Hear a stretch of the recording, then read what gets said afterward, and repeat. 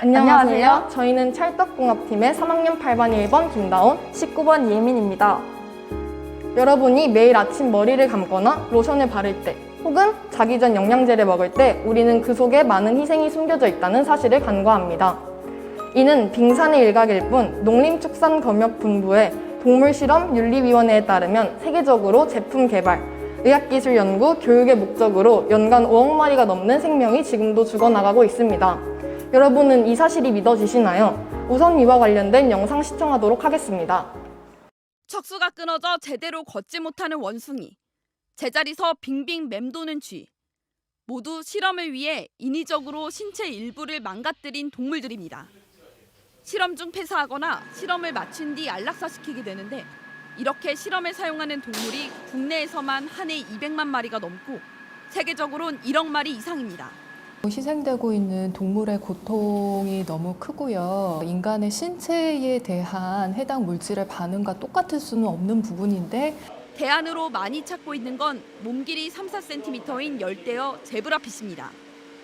한 번에 200개 이상의 알을 낳는 이 녀석들은 인간과 유전자가 비슷하고 질병 모델인 돌연변이도 만들기 쉬워서 의학연구 활용도가 갈수록 늘고 있습니다.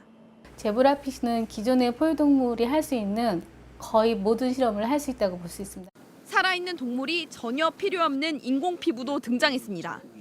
최근 서울대와 고려대 공동연구팀이 개발한 이 인공 피부는 사람의 표피와 진피, 혈액을 배양해 만들었습니다.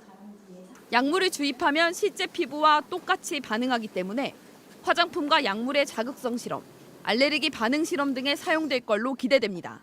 피부를 구성하는 가장 중요한 3가지 세포를 모두 포함시켜서 피부를 가장 잘 흉내낼 수 있게 만든 것이.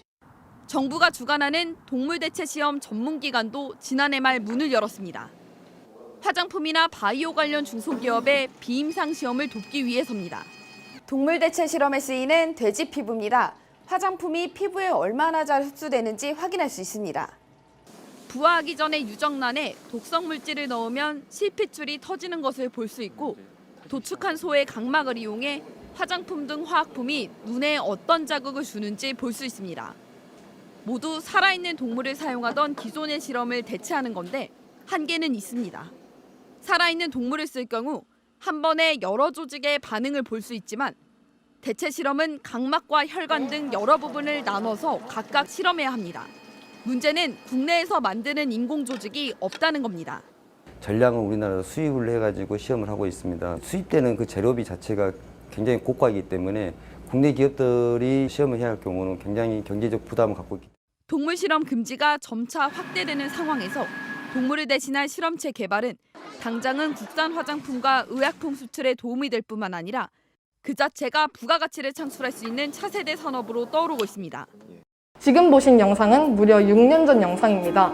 하지만 이와 비교했을 때 국내 동물 실험 수는 2배로 늘었고 전 세계적으로는 5배가량 증가하였습니다. 높아진 국민 동물 감수성과 반비례한 동물 실험 수치는 저희에게 매우 충격으로 와닿았습니다. 다들 눈치채셨듯이 저희가 다룰 주제는 동물 실험에서의 생명 존엄성입니다. 여기서 한 가지 근본적인 질문이 생길 수 있습니다. 갈수록 늘어가는 동물 실험은 대체 왜 문제가 되는 것일까요? 가장 큰 이유는 우리 모두가 알고 있듯이 생명은 소중하기 때문입니다. 따라서 살아있는 생명체는 생명은 모두 소중하다는 측면에서 동일합니다. 즉, 모든 동물의 생명은 존중해야 마땅합니다. 이런 도덕적 윤리적 문제 이외에도 반드시 동물 실험의 신뢰도가 높다고 말할 수 없다는 점, 대체할 기술이 계속해서 나오고 있다는 점, 새로운 질병이 등장하는 계기가 된다는 점에서 동물 실험은 반대하기에 충분합니다. 위 문제를 잘 살펴보면 동물 실험의 반대가 오로지 동물만을 위한 것이 아닌 인간을 위한 주장임을 알 수 있습니다.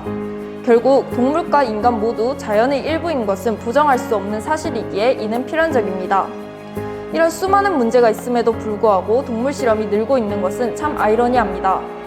물론 현재 과학기술의 부족으로 어느 정도 동물 실험이 필요하다는 사실은 인정합니다.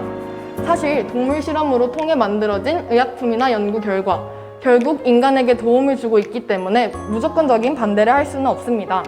하지만 현재 꼭 필요하지 않은 화장품 산업과 같은 분야에서도 동물 실험이 광범위 쓰이는 사실을 볼 때 동물 실험에 관한 규제가 필요한 것은 사실입니다.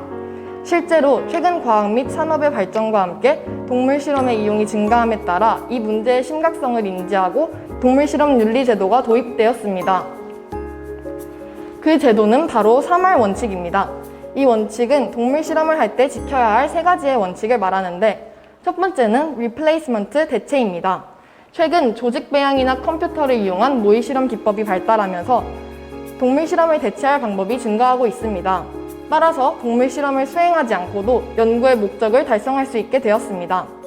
둘째, 리덕션 감소입니다. 불가피하게 동물 실험을 해야 한다면 동물 실험에서 사용된 동물의 수를 줄여야 한다는 원칙입니다. 마지막으로 refinement 개선입니다. 동물들의 통증과 스트레스를 경감시키고 동물의 행복을 향상시키는 것을 말합니다.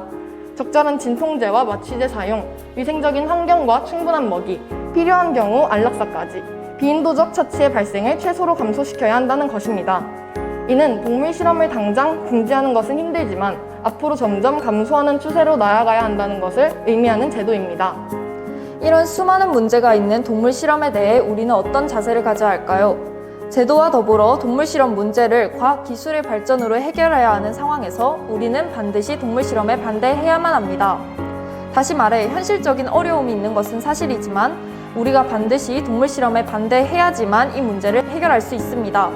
여러분 모두 동물 실험에 대한 심각성을 인지하고 올바른 인식을 확립할 수 있는 시간이 되었길 바랍니다. 감사합니다. 기도로 발표 마치도록 하겠습니다. 하나님 아버지, 모든 소중한 생명을 저희에게 주셔서 감사합니다. 하나님께서 주신 한 명 한 명의 생명 모두 더할 나위 없이 소중하고 값진 생명임을 알고 감사함을 느끼며 살아가게 해주세요. 예수님의 이름으로 기도드립니다. 아멘.